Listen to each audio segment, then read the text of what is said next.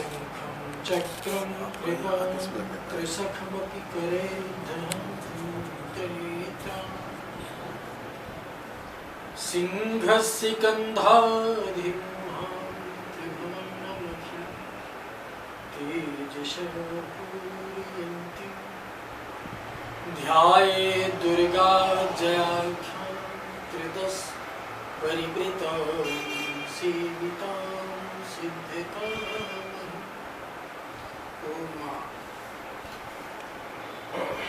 हम आपको शक्ति साधना के बारे में और गुरुदेव के बारे में बता रहे थे कि राम मंत्र की दीक्षा के बाद भी जब हमारी आत्मा तृप्त नहीं हुई और शक्ति हमारे शरीर के अंदर बार बार जागृत होती है,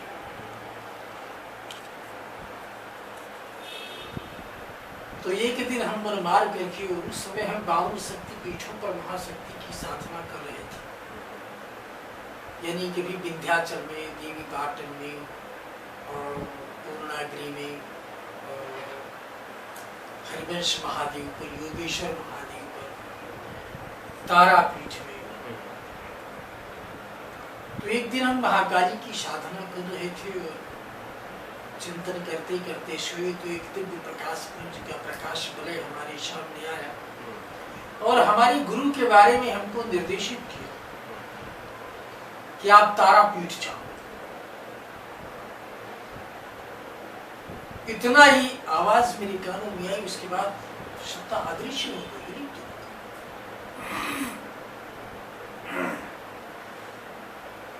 उस समय में साधारण सन्यासी वेश में एक लुंगी और सामान्य चले में रहा करते थे। दूसरे दिन ही हमने ट्रेन पकड़ी और पहुंच गए निगमाश्रम अनुसंधान केंद्र तारापीठ बासुकीनाथ। उस समय हमारे स्वामी जी की आयु करीब 110 वर्ष की थी। श्री श्री 1008 स्वामी श्री द्वैतानंद सरस्वती जी महाराज। जब हम उस आश्रम में गए तो देखकर मैं आश्चर्यचकित रह गया कि वो पूरा आश्रम भी स्मशान पर बना हुआ है और मां तारा की परम दिव्य शक्ति यानी विग्रह एकदम खुले मैदान में स्थापित। और जब हमने उसके बारे में पूछा तो लोगों ने बताया कि तमाम कलकत्ता से सेठ लोग आते हैं कि यहाँ मंदिर बनवा दे, लेकिन वो दिन में मंदिर बनवाते हैं और रात में मंदिर धराशायी हो जाता है, मंदिर बनता ही। हम अपने स्वामी जी के पास 1 महीने लगातार आते जाते रहे, उन्होंने मुझसे कोई बात नहीं की, लेकिन हमें तो निर्देश हुआ था कि हम उससे दीक्षा प्राप्त करें क्योंकि शक्ति ने स्वयं मुझे निर्देशित किया था।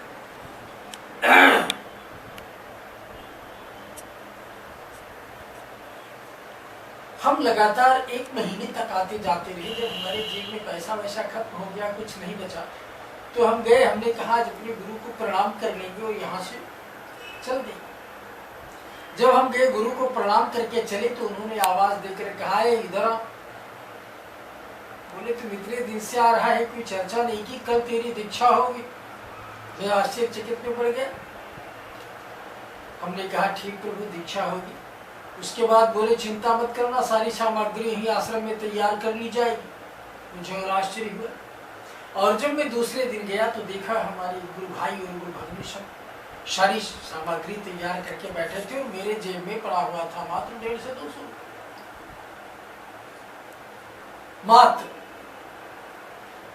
हमारे गुरुदेव ने हमारा तंत्राभिषेक किया, शाक्ताभिषेक किया, राज्याभिषेक किया, शाक्ताभिषेक किया और मुझे शाक्त दीक्षा प्रथम महाविद्या की दीक्षा दी। और उसके बाद बोले कि 10 महाविद्याओं की साधना आपको परिपूर्ण करनी।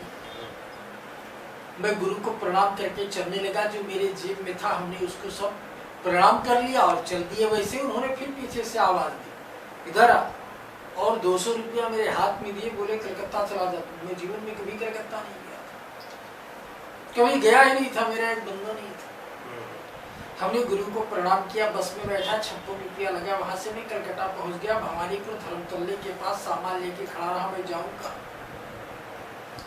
गुरु की कृपा ये होती है और शक्ति की कृपा ये होती है। वहीं से मेरा आध्यात्मिक सफर और गुरु की कृपा का अनुकंपा प्राप्त स्थिति मेरे सामने आई कि मैं वहाँ एक टैक्सी रोकी और हमने कहा जो सबसे बढ़िया होटल इस इलाके में हो वहाँ लेकर के चलो। और जेब में पड़ा है 150 रुपये। वहाँ आज भी भवानीपुर में एक होटल है महाराष्ट्र भवन, जिसका मालिक है नीरू भाई गुजराती। मैं जाकर के गाड़ी वहाँ रुका और हमने उससे कहा तेरे होटल में जो सबसे बढ़िया कमरा एयर कंडीशन हो उनको वो कमरा। और उसका मैनेजर ऐसे हाथ जोड़कर खड़ा हुआ, बोला चलिए महाराज आपके ऊपर एक ही कमरा एसी है, वो आपके लिए खाली है, आप चलिए वहाँ रहिए। कोई आदमी नहीं था, हमारा कोई आदमी नहीं करना था। सफर था, मैं गया एसी कमरे में और आराम से उन लोगों ने हमारी एंट्री कराई, कोई दक्षिणा नहीं, कोई एडवांस नहीं, कोई बातचीत। उतरे वहां से, नीचे भोजन की व्यवस्था थी, भोजन की बाकायदा, उसके बाद जाके आराम किए। 1 दिन 2 दिन 3 दिन कोई भी किसी से कोई मतलब नहीं, बस सुबह उठता, माँ की साधना करता, जागृत करता, वही रहता, कोई जान पहचान था ही नहीं। हम जाएंगे कहाँ, कलकत्ता जैसे शहर।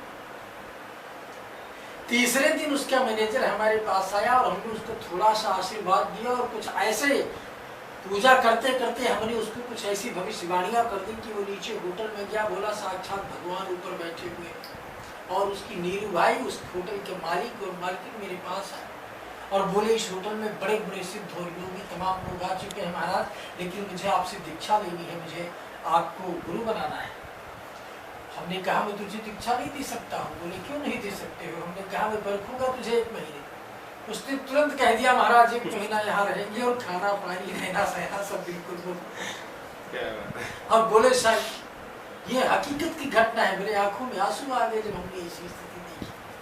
और मैं 1 महीना रहा नीरू भाई को, उसके पत्नी को मैंने दीक्षा दिया। उन लोगों ने गाड़ी लेकर मुझे कलकत्ता में घुमाना शुरू कर दिया। उनके सारी नात मात्र रिश्तेदार मिलना शुरू कर दिए। कलकत्ता में एक ऐसी स्थिति बन गई कि मुझे गुरु की कृपा का वहाँ एहसास और आभास हुआ कि गुरु की कृपा और शक्ति जागरण की प्रक्रिया क्या होती है। हम उसके पहले कामाख्या में साधना करते थे और वहाँ से फिर हम बॉम्बे की कुछ ऐसे डायरेक्टर प्रोड्यूसर फिल्म। ये स्वामी किस सन की बात है? कलकत्ता वाली जो बात है, ये कलकत्ता वाली घटना है मेरे बाद करीब 1982-83 की स्टार्टिंग पीरियड की हमारी साधना थी, बहुत सॉलिड साधना थी। फिर बम्बई कब आना हुआ, कैसे? तो हम कामाख्या में साधना करते थे। हम 10 वर्ष लगातार रेगुलर वहाँ पर साधना किए हैं। बीच बीच में हम वहीं से आते जाते थे, जैसे किसी का कोई कार्य हुआ, कोई प्रॉब्लम में फंसा है, जैसे आपके बॉम्बे से तमाम फिल्मी दुनिया वाले हमारे पास आते थे, वहाँ से हम आते थे, इनका काम करते थे और चले जाते थे। कोई सेठ है, कोई मालवाड़ी है, किसी का बिल नहीं चलता, दुकान नहीं, तमाम परेशानियां होती थी। तो जब ये मेरे बारे में सुनते थे, जाते थे, हम वहाँ से आते थे, काम करते थे, फिर चले जाते थे, साधना करते थे। और उस कामाख्या शक्तिपीठ से फिर हमको आदेश हुआ, हम कलकत्ता में काली घाट पर महाकाली की साधना, वहाँ से आदेश हुआ फिर मैं काली खो विंध्याचल में आकर के साधना की। वहाँ से आदेश हुआ तुम पाटन में जाओ, तो हमने पाटन में जाकर के आराधना की। वहाँ से आदेश हुआ तुम ज्वाला देवी जाओ, तो हमने वहाँ जाकर के महाशक्ति की आराधना की। ये माताओं का आदेश मेरे साथ में लगा रहा और मैं बराबर हर शक्तिपीठ पर जाकर के और अपनी साधनाओं को 10 महाविद्या की साधनाओं को संपन्न करता रहा। क्योंकि दीक्षा हमारी प्रथम महाविद्या महाकाली से हुई, क्योंकि महाकाली प्रथम महाविद्या है और कौराचार से हम दीक्षित हुए। उसके बाद में हमने 10 महाविद्याओं की साधनाएं की, काली की, तारा की, छिन्नमस्ता की, बगलामुखी, धूमावती, भैरवी, भुवनेश्वरी, कमला, मातंगी, 10 महाविद्याओं की साधनाएं संपन्न की। ये साधनाएं मेरी परिपूर्ण चरम सीमा पर रही। वो महाशक्ति ने हमें सब कुछ प्रदान किया। इस भारतवर्ष के अंदर हमें कोई ऐसा शहर नहीं है जहाँ पर इसने हमको यश, सम्मान और प्रतिष्ठा न दिलाई। हाथों में यश दिलाया कि हमारे सोचने मात्र से लोगों के कार्य परिपूर्ण हो जाते। हम सिर्फ संकल्प कर लें, उसके बाद जब ये साधनाएं बढ़ती चली गई तो हमारा ध्यान योग बढ़ता चला गया। हम साक्षात्कार ईश्वरीय सत्ता के साथ जब करने लगे, हम कुंडलनी चक्र भेदन, हमारी कुंडलनी शक्ति जब जागृत हुई तो हमको इस चीज का एहसास हुआ कि भविष्यवाणी क्या होती है।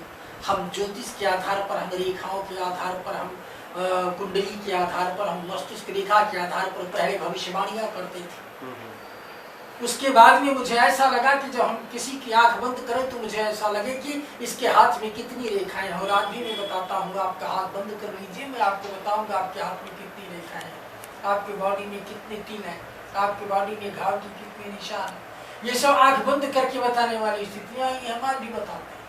महाशक्ति ने ये कृपा कर दी, क्योंकि ज्योतिष का हमने एक नया प्रारूप दे दिया कि ज्योति धन ईश बराबर ज्योतिष, यानी जो ईश के दिव्य ज्योति को अपने आज्ञा चक्र के अंदर जागृत करके अपने मन के तत्व को एकदम प्रकाश युक्त कर देता है, वो प्रकृति को निकट देखना प्रारंभ कर देता है, नेचर को निकट देखना प्रारंभ कर देता है, और उसी की भविष्यवाणी संसार में सटीक बैठती है।